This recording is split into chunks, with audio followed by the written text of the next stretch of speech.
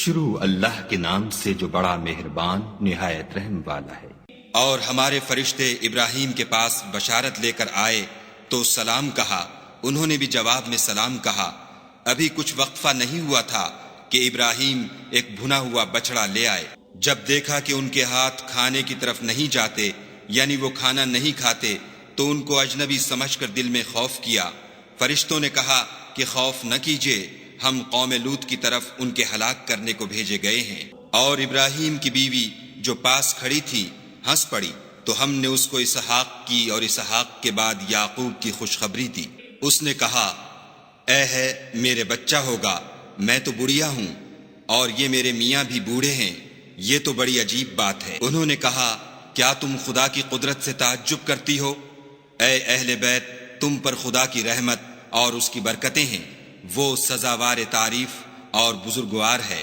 جب ابراہیم سے خوف جاتا رہا اور ان کو خوشخبری بھی مل گئی تو قوم لوط کے بارے میں لگے ہم سے بحث کرنے۔ بے شک ابراہیم بڑے تحمل والے، نرم دل اور رجوع کرنے والے تھے۔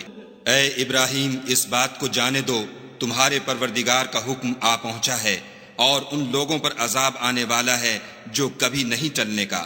اور جب ہمارے فرشتے لوط کے پاس آئے تو وہ ان کے آنے سے غمناک اور تنگ دل ہوئے اور کہنے لگے کہ آج کا دن بڑی مشکل کا دن ہے۔ اور لوط کی قوم کے لوگ ان کے پاس بے تحاشا دوڑتے ہوئے آئے، اور یہ لوگ پہلے ہی سے فعل شنی کیا کرتے تھے۔ لوط نے کہا کہ اے قوم، یہ جو میری قوم کی لڑکیاں ہیں یہ تمہارے لیے جائز اور پاک ہیں، تو خدا سے ڈرو اور میرے مہمانوں کے بارے میں میری آبرو نہ کھوؤ۔ کیا تم میں کوئی بھی شائستہ آدمی نہیں؟ وہ بولے، تم کو معلوم ہے کہ تمہاری قوم کی بیٹیوں کی ہمیں کچھ حاجت نہیں، اور جو ہماری غرض ہے اسے تم خوب جانتے ہو۔ لوط نے کہا، اے کاش مجھ میں تمہارے مقابلے کی طاقت ہوتی یا کسی مضبوط قلعے میں پناہ پکڑ سکتا۔ فرشتوں نے کہا کہ لوط، ہم تمہارے پروردگار کے فرشتے ہیں، یہ لوگ ہرگز تم تک نہیں پہنچ سکیں گے، تو کچھ رات رہے سے اپنے گھر والوں کو لے کر چل دو، اور تم میں سے کوئی شخص پیچھے پھر کر نہ دیکھے مگر تمہاری بیوی، کہ جو آفت ان پر پڑنے والی ہے وہی اس پر پڑے گی۔ ان کے عذاب کے وعدے کا وقت صبح ہے، اور کیا صبح کچھ دور ہے؟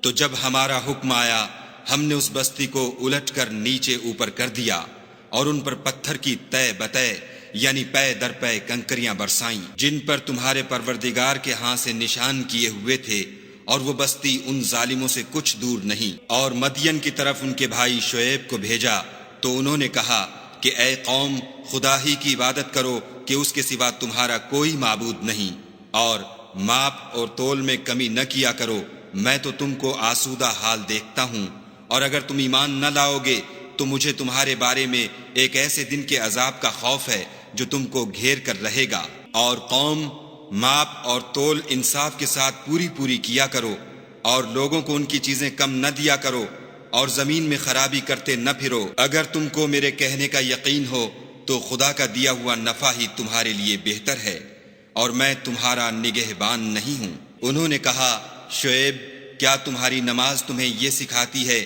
کہ جن کو ہمارے باپ دادا پوجتے آئے ہیں ہم ان کو ترک کر دیں، یا اپنے مال میں تصرف کرنا چاہیں تو نہ کریں؟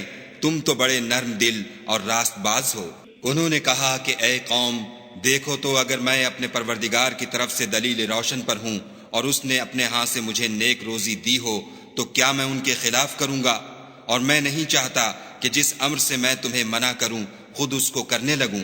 میں تو جہاں تک مجھ سے ہو سکے تمہارے معاملات کی اصلاح چاہتا ہوں، اور اس بارے میں مجھے توفیق کا ملنا خدا ہی کے فضل سے ہے، میں اسی پر بھروسہ رکھتا ہوں اور اسی کی طرف رجوع کرتا ہوں۔ اور اے قوم، میری مخالفت تم سے کوئی ایسا کام نہ کرا دے کہ جیسی مصیبت نوح کی قوم یا ہود کی قوم یا صالح کی قوم پر واقع ہوئی تھی ویسی ہی مصیبت تم پر واقع ہو، اور لوط کی قوم کا زمانہ تو تم سے کچھ دور نہیں۔ اور اپنے پروردگار سے بخشش مانگو اور اس کے آگے توبہ کرو، بے شک میرا پروردگار رحم والا اور محبت والا ہے۔ انہوں نے کہا کہ شعیب، تمہاری بہت سی باتیں ہماری سمجھ میں نہیں آتی، اور ہم دیکھتے ہیں کہ تم ہم میں کمزور بھی ہو، اور اگر تمہارے بھائی نہ ہوتے تو ہم تم کو سنگسار کر دیتے، اور تم ہم پر کسی طرح بھی غالب نہیں ہو۔